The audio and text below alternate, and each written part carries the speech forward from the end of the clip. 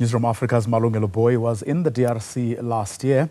He joins us live for a recap of what you saw, Malu, while you were there. I suppose, just to give you a little bit of context, if you're a person who have never been to Goma, the first thing when you land at Goma International Airport, you will see a lot of military personnel. In fact, for me, what caught my attention was the South African flag and the South African soldiers that were actually also based at the airport. But you also see a number of these international humanitarian organizations that are there and a lot of other security personnel. As you rightfully indicated, the Goma International Airport is one of the most important ports of entries in that particular region. Then when you leave the airport precinct, again, you will see a lot of soldiers and from various parts of the world. Remember, Bravi, there's a number of military personnel that come from various countries that are supporting, the government forces in Goma. You've got UNESCO, and you also have those that are from the SADC region. But when you are in the Goma Central Business District, Bravi, you see a city that is bustling, where people are going by their daily business, but also, there's trade. People carry on with life. But what you will also notice is that there's a lot of police or soldiers that are also moving around guarding that particular city.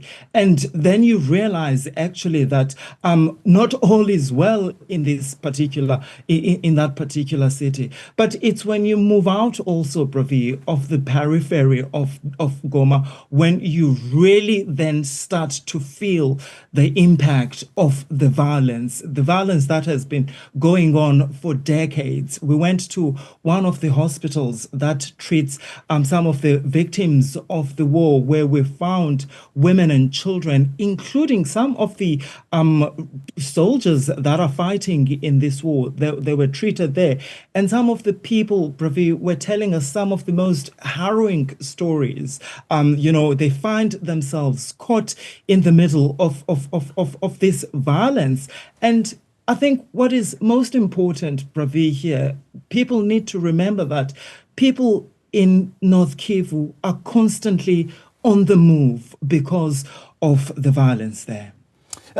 Paint us a picture, Malu, if you will.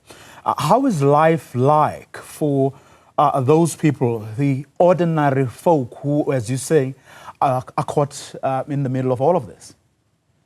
Bravi, the life is very different for people in Goma, but it's when you move outside of Goma where you really feel the impact of the violence, because that's when you see people that are actually staying in camps. We visited 2 camps in the Masisi territory, and one of the camps is the largest camp in that country. We were told at the time when we were there in October last year that that camp had nearly 90,000 people. And we're told that in March, that camp had about 60,000 people. So the more this fighting continues, the more people flee their homes and end up in these camps. But also we were told that in terms of the humanitarian organizations, they're saying that they were actually running out of food to feed the many people that have been displaced by this ongoing violence in the Democratic Republic of Congo. Remember, the United Nations says over 7 million people have been internally displaced in that part of in that country because of the ongoing violence. And when you walk around in Goma, Bravi, you're more likely to find a person who has lost a limb. And when you ask some of the people there what happened to that people, they will tell you that the probabilities are high that that person has lost, the limb because the person was caught up in the fighting amongst the rebel groups and some of the soldiers in that part of the world. I mean, for those of us who cannot, imagine how life is like, in such a place. I mean, I was in the DRC. It was 20 years ago when I last visited the DRC, where I saw, luxurious, suburbs, alongside, of course, abject poverty and so on. Now, for many people who can't imagine how living in a besieged city is like, how do people access, shops? How do people access, health facilities and the like?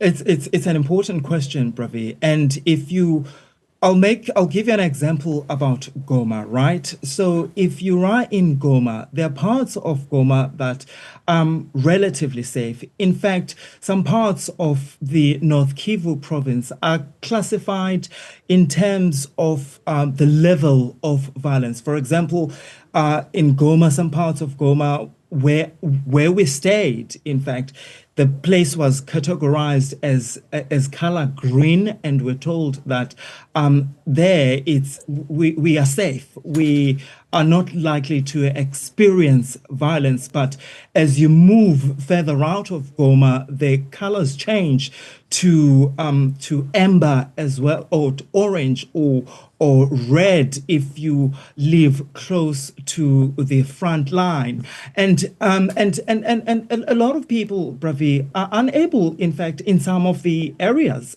where this fighting is taking place, are unable to access healthcare services. And what you'd find is that aid workers, what they would do, they would go into these areas and try and help the civilians that are caught in this crossfire and bring them to health facilities. But I think, Bravi, we must say this, that there's an entire generation of people in the Democratic Republic of Congo who have the only thing that they know is this violence, because this violence has been going on for about 30 years now, and there's children that continue to be born in some of those refugee camps, and the only thing that they know is a life in a refugee camp.